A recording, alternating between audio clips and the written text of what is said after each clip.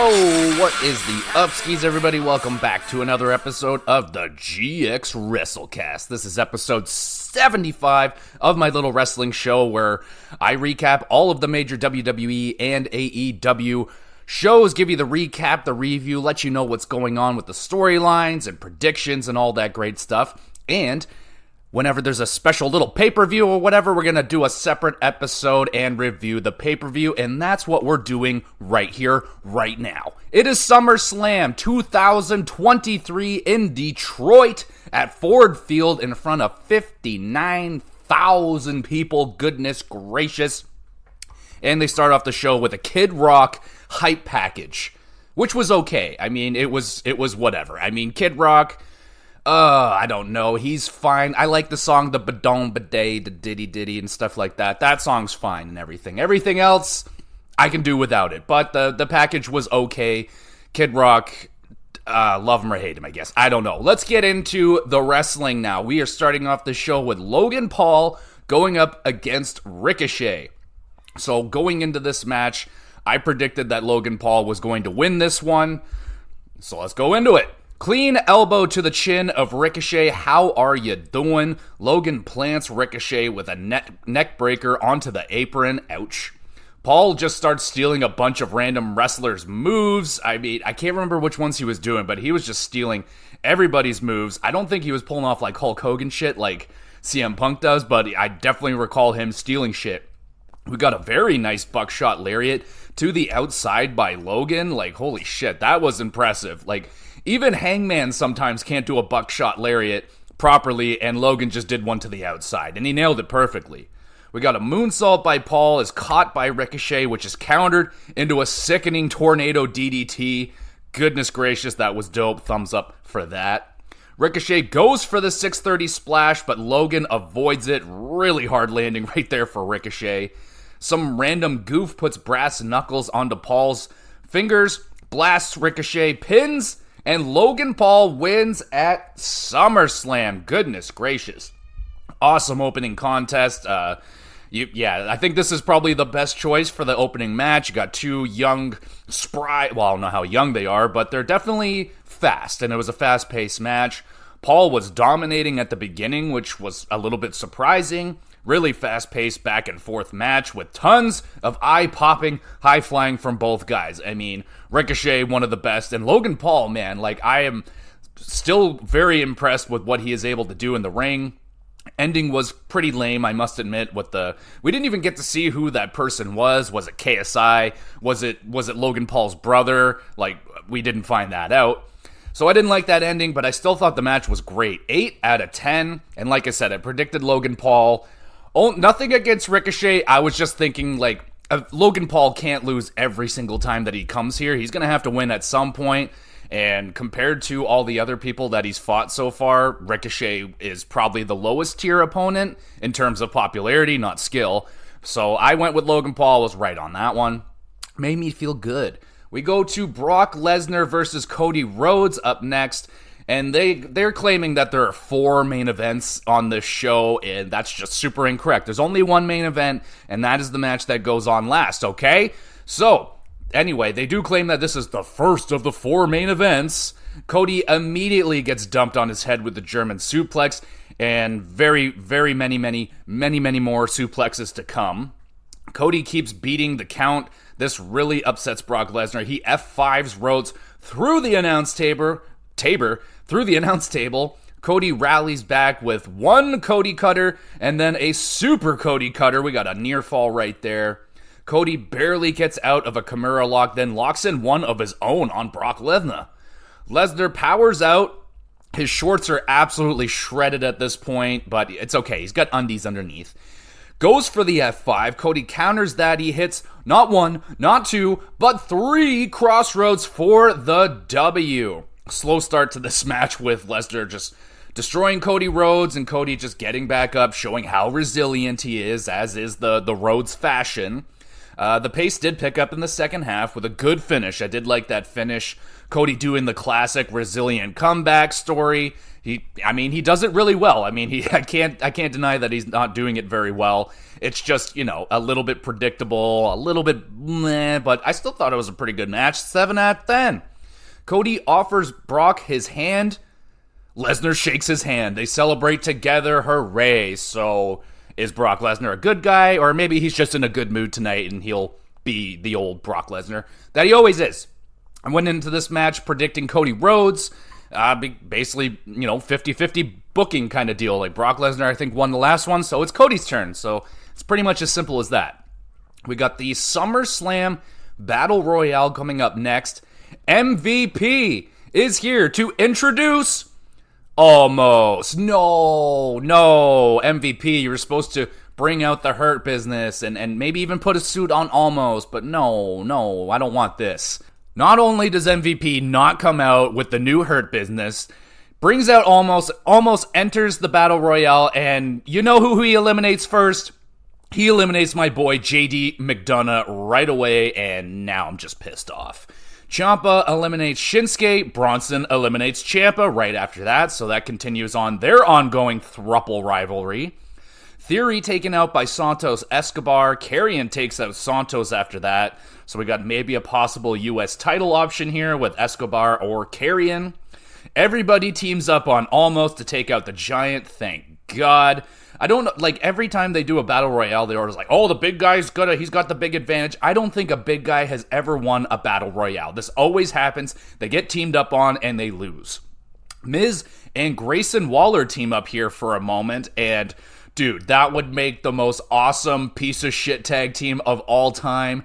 They even look the same. Like, they look very similar. I think it would be amazing. Team those two up immediately. We get to the final four. It is LA Knight, yeah, Bronson Reed, AJ Styles, and Sheamus. Hell of a final four. Karrion grabs onto AJ Styles, allowing Sheamus to kick his head off for the elimination. We are down now to LA Knight, yeah, and Sheamus.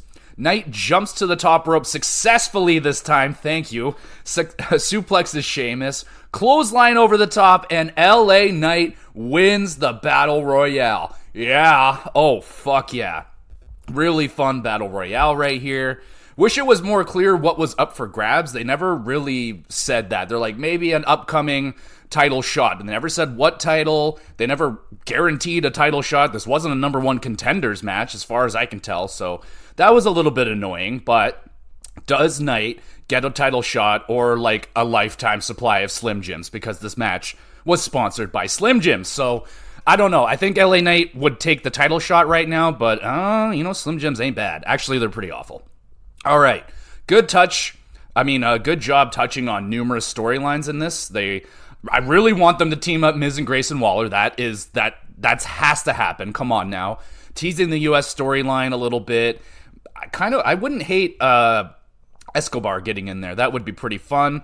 I really like this one, and I predicted LA Knight was going to win.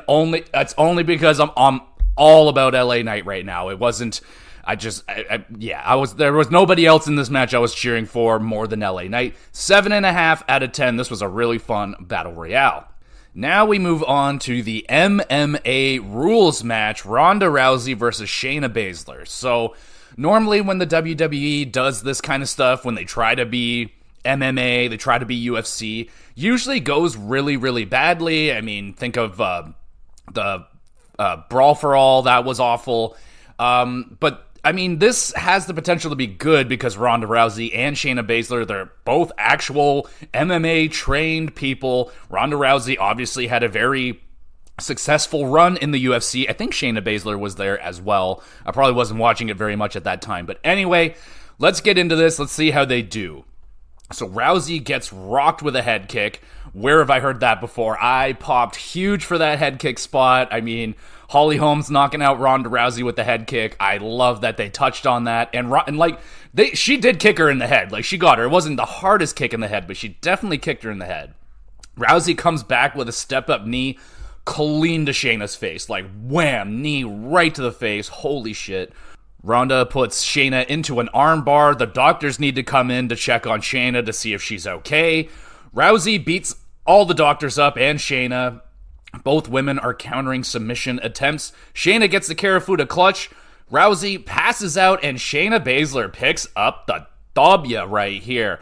Always, like I said, it's always a little bit goofy when the WWE tries to go MMA, but this was one of the better attempts at it, I thought. Two legit MMA trained women in here, that definitely helps, but they were throwing some shots in there for sure. Like, knee to the face, a kick right to the head, probably some elbows and little shots like that getting into the face, but I didn't hate this. I thought this was pretty good. I enjoyed this. 6.5 out of 10.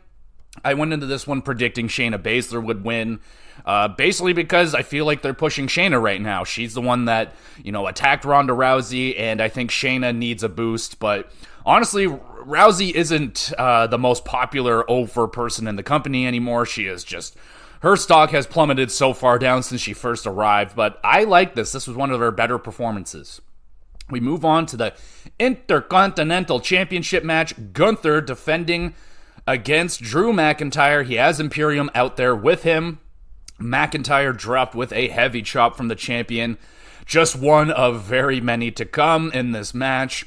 Drew hits a huge dive over the ropes onto Gunther, and he lands on his feet. Like, oh my goodness, dude. A man that big. Drew McIntyre's like 6'6", 280 pounds. Like, oh my god. I can't do that. I can barely do anything. Get the hell out of here. Thumbs up for that. Some sort of bug lands on Gunther's face. He no-sells that. He's just like, doesn't even give a shit about the bug, but I gave a shit about it. I rewound that like 4 times. I'm like, what just hit him in the face? It was a bug.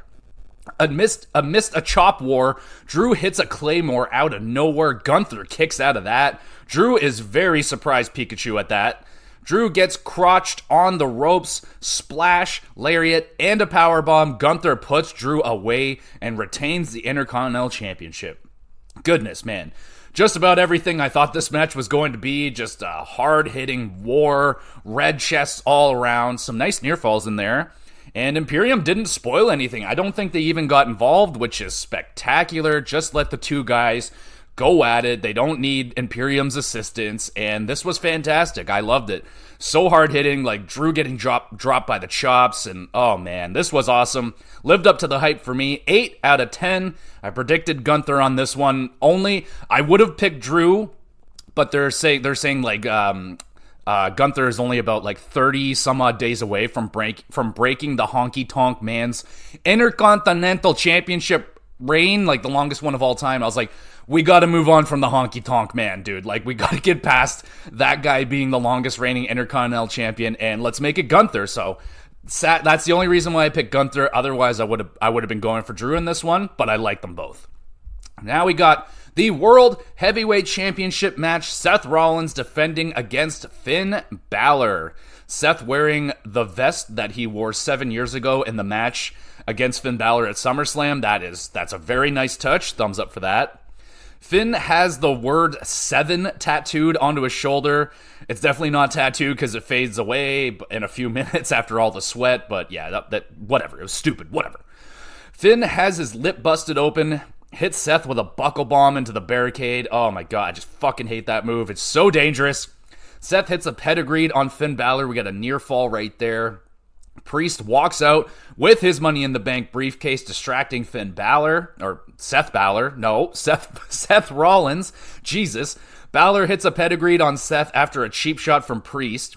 Seth barely kicks out of that. The rest of the Judgment Day arrive to distract the referee. Finn and Priest argue over the briefcase. Seth hits a stomp, but Balor kicks out of that. Holy shit. Balor, another coup de grace. Rollins kicks out of that. They're just kicking out everything. Damian slides the briefcase into the ring, only for Seth to stomp Balor onto the briefcase, retains the World Heavyweight Championship. Boom, bitches. That scratched my 7-year itch. Hell of a match right here. Crazy near falls. I thought Finn Balor had it there a couple times. I'm not going to lie. I thought he won. Top-notch wrestling from Finn and Seth. I mean, the chemistry between these two is just fantastic. Love the little details from 7 years ago, the buckle bomb, the outfits, and all that stuff. And I love Damian's involvement in this match. Or, I guess I liked it. Love is a strong word. I liked Damian's involvement. Dom and Rhea, that was a little bit much. They didn't really provide anything all that much. And now we got Priest and Finn. They're going to have a long talk about it. So that's been going on for a couple weeks here. Finn has kind of screwed Damian out of a couple of opportunities that he could have cashed in on. But honestly, I'm siding with Finn Balor. I think both times that Damian wanted to try and cash in, it's not the right time. I think Finn's doing the right thing. And this was a great match. I'm giving it an 8 out of 10.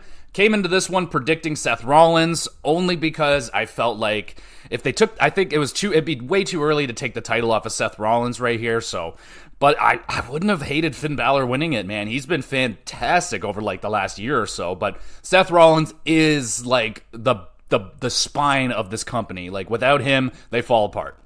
We got a triple threat women's championship match up next. Asuka defending against Charlotte Flair and Bianca Belair.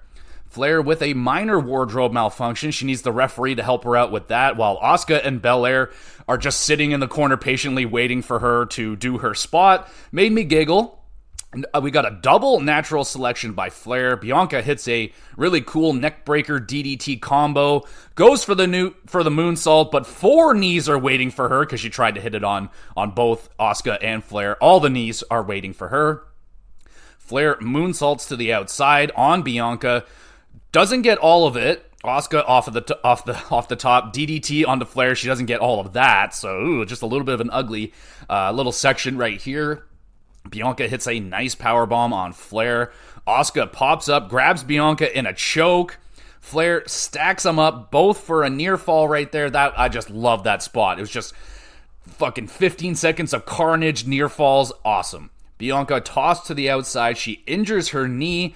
Medical tries to take her out of the match. Flair has a figure 8 locked in on Asuka. Bianca says, fuck that shit. She runs back, nails a perfect 450 splash on Flair. Near fall right there. Thumbs up for that. That was gorgeous. Flair locks in another figure 8 on Belair. Asuka shoots the poison mist into Charlotte's face. Misses the head kick on Belair. Bianca rolls up Asuka, pins. And we got a new women's champion. It is Bianca Belair. Woo! Hell. A little bit shaky in that little spot there in the middle, but overall, this was a very enjoyable match. Lots of drama between Belair and Flair. Most of the big spots they hit were good. A couple of them didn't hit like perfectly, but they still were cool. And they were hitting some good double team moves in there, like Bianca hitting a DDT neckbreaker combo on both. There was a lot of 2-on-1 offense. I like that. 8 out of 10. This match was great. Would have been better if it was just a little bit cleaned up, but I like this. And shockingly, I predicted that Charlotte Flair was going to win this match. I felt it. I just felt that, Charlotte's going to get whatever she wants. She's, it appears that she's gotten the rust off of her, so I was like, fuck, they're probably just going to throw the title on her. So happy that Bianca gets it. She's been amazing over the last couple months right here. Io Sky's music hits. Oh no. And she is running to the ring as an exhausted and injured Belair celebrates her new championship. Bayley takes out Asuka and Flair. Io hits Bianca's injured knee with the briefcase. Cashes in the Money in the Bank contract. Nails a moonsault. Pins. And new women's champion. It is Io Sky successfully cashing in Money in the Bank. So sorry, Bianca. I am so sorry. That sucks ass, but yay. I love Io Sky, man. She is awesome. And that was a awesome cash-in moment for Io, for the show. And I honestly feel a little bit silly that I did not see that coming. I didn't predict any cash-ins at SummerSlam. I thought, I don't know, I didn't even think about it, honestly. So Io, the new champion, it's going to be very interesting. I imagine she's going to continue on with Bayley, and Dakota Kai came out to celebrate as well. So it looks like Damage Control is back. I'm good with Damage Control staying together. You keep Io as the champion, then she kind of has a mouthpiece because she can't talk that well, but she's an incredible wrestler. Goddamn, she's good. I am very, very happy for Io Sky. Can't wait to see how her championship run goes. And now we go to the only main event of the show. It is the Tribal Combat match, which means no disqualifications, basically. Undisputed Championship, Roman Reigns with the Bloodline defending against Jey Uso. So Jay makes the crowd happy, pulling out a table. Roman upsets them, not allowing Jay to put him through said table. Aw, that boo, boo! Roman blasts the diving Jay in the head with a kendo stick, then goes to town with that kendo stick on his back. Jay gets his turn with the kendo stick now. Roman hits a Superman punch on a mid-air Uso. That's pretty cool. Heyman pleading with Jay Uso to please stop and that he loves him so damn much as Uso tosses in a pile of chairs only to get powerbombed onto them by Roman Reigns. Ouch.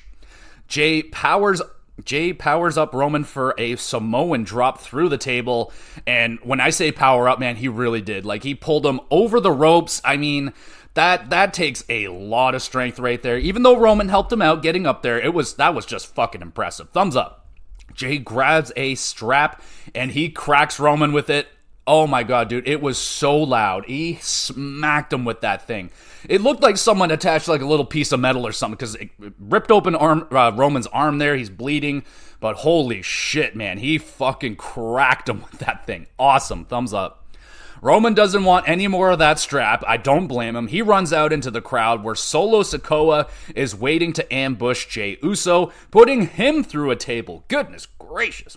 Solo drags Jay back to the ring. Roman wants a spear spike combo, but Jay moves. Solo gets blasted with Roman's spear. Whoopsie daisy. Jay hits a spear of his own on Roman. We got a near fall right there. Solo yells at Roman. Jay comes flying in, spearing Reigns through the barricade, splashes Solo through the announce table, another spear on Roman, splash, pins, and no. You're kidding me. He kicks out. Someone pulls Jay out of the ring. It's Jimmy Uso. No. Jimmy super kicks a stunned Jay Uso. Roman spears through a table to retain the championship. No. The reign continues at the Bloodline drama. It just doesn't end with yet another swerve. Jimmy back in the fold with Roman? What? Great marathon match. I mean, Jesus. Hell of a way to end the show, that is for sure. Jay Uso, just a fantastic emotional performance. Just left it all in the ring. Roman, he put on the old reliable work boots for the big SummerSlam. I don't think it was like his greatest performance. I don't think he stepped it up to another level, but it was a reliable, very, very solid performance out of him. Moveset and formula, I would say, with the Roman Reigns stuff is old. I'm so tired of spears and fucking Superman punches. I just don't like it. But goddamn, that storyline, bro. Jimmy coming in, Solo didn't do anything. He didn't go after Roman or anything, so he's still in the fold. God damn, I mean, the storyline it's quite possibly the longest storyline I've ever been involved in. Holy shit, this has been going on for well over a year now, I would say, and we're just kind of resetting it, I guess, now that Jimmy. So what the fuck is going to happen? Is Jay all by himself? Is he going to hook back up with Kevin and Sami Zayn? Are we going to try that again? Are we finally going to get Solo? Is Solo going to come over and help out Jay? I don't know. It's going to be really interesting. I mean, I'm a little annoyed that Jay just, went back in. They're going to have to come up with a really good reason for that, because it really just doesn't make any sense after all of the stuff they said about Roman being a tyrant and doing all this stuff. It really kind of just makes all of that pointless, but we'll see what they have to say about it on Monday Night Raw or SmackDown whenever they address this, but it's going to be really interesting. And I have to ask the question, have there been too many flips now with the Usos? Jay is in, he's out, and then Jimmy's in, he's out. Is it too much now? Is it starting to get annoying? Are they just continuing this on for longer than it needs to go? I'm wondering. I did come into this match predicting that Roman Reigns was going to win. I just didn't think it was there. I feel like Roman was just going to keep winning, and that's exactly what happened. So, love to hear how you guys did on predictions. I did pretty good. I think the only one I got wrong was Charlotte Flair, by the looks of it here. Yeah, so I did pretty damn good, y'all. Pretty damn good. And let's talk about the ending of the show. So, WWE, man, I think they stepped up to the plate big time for the SummerSlam. Awesome show, man. I think from front to back, I really enjoyed myself. I thought this was awesome. Good crowd, not a great crowd. With 59,000 people there, I was expecting some louder pops and maybe some more crowd interaction. It was still a good crowd. They weren't like fucking silent or anything. I just thought it'd be a little bit louder. Io's cash-in was fucking awesome, but I do feel absolutely awful for Belair though, but that's how it always goes with cash-ins, man. Someone's going to get fucked over. That Battle Royale, that fit surprisingly good in the show. I thought that was a great kind of a entertaining, fun, let-me-up match kind of. It was good. It just added a nice variety to the show, I felt. Very strong wrestling. Low end, I think Ronda Rousey, Shayna Baszler match was probably my least favorite, but I still thought it was pretty damn solid. I didn't hate it. And man, it's tough between my favorite. There's a lot of them that are like 8 out of 10s. So, oh shit, I don't even know. I think I scored all these. Yeah, I was scoring them. 8 out of 10 for the final match as well. Yeah, so a lot of these matches were like 8 out of 10s.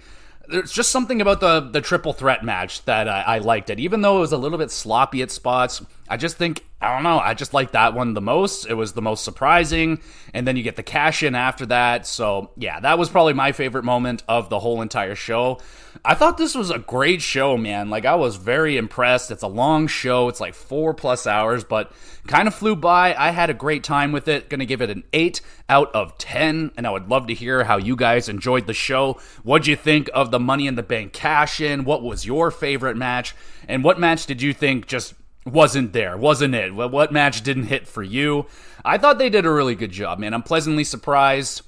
Usually, I don't know, for quite a while now, WWE's pay-per-views have been only a minor, upgrade over what they put on their weekly programming. You'll get a title match, but I don't know. It's just hasn't been the best. But this SummerSlam, good shit right there. I would recommend, if you didn't check out SummerSlam, give it a watch. It was really good, man. I won't lie. I think it was a really good show. I enjoyed it, and I can't wait for next year's SummerSlam, which is going to be banana, even though I don't know what's going to happen on it. But it's SummerSlam, one of the big four. It's always going to be a good time. So that is going to be it, everybody. Thank you so much for listening. You guys are awesome. Heavy week for me this week. We got the pay-per-views. I got a buddy down from Calgary visiting me, and another buddy coming in on this weekend. So I'm really busy trying to get everything up. We got the NHL GamerCast episode up right now, where I'm going through all of just my history of playing NHL video games. A lot of fun going down memory lane and just going through I played so much NHL growing up, man. So it's going to be a fun episode. Go over there and give that a listen if you would like. I am getting awfully close to the ending of Legend of Zelda, so I'm hoping and banking that I'm going to be able to have the final Legend of Zelda review up next week for the GamerCast. That should be, as long as, I don't know, I keep thinking that I'm like, all right, it should be Final Quest, and that just keeps going. So I'm like, okay, well, it'll be done when it's done, so that'll be wicked. Gonna have to do a hockey cast this week. Got the Erik Karlsson trade and all that crazy stuff. So there's a lot of news and stuff to catch up on. So I'll be getting that out sometime this week. It might not be until Friday or something like that, but there will be a hockey cast this week, WrestleCast, everything. So should be back to normal this week and get all caught up and all that great stuff. And as always, all these episodes, they get uploaded to the YouTube channel. You can watch them over there. It's a great place to leave comments for the podcast. If you have questions related to wrestling, video games, or hockey, send in your questions. I'd love to answer them live on the podcast. Get the community involved with this little weed that I'm growing here of a podcast. So that would be much appreciated and all that great stuff. And also, if you would leave a little review for me on whatever streaming platform you're listening to this on, just drop how many stars you think I deserve. Let me know. I would love to just get some feedback and know that what I'm doing is enjoyable for people. So that would be great and muchly appreciated. There's also a Twitter page you can go over there and follow, or X, whatever the fuck you want to call it. All the links are down there below. There's an email address if you want to send in an email, private conversation, or anything like that. Don't have to read your comments and stuff on the podcast. That's completely fine. So that's it, everybody. Thank you so much. I hope you enjoyed SummerSlam. I hope you enjoyed my soothing voice. And we will be back again soon with some more GX Plus Cast.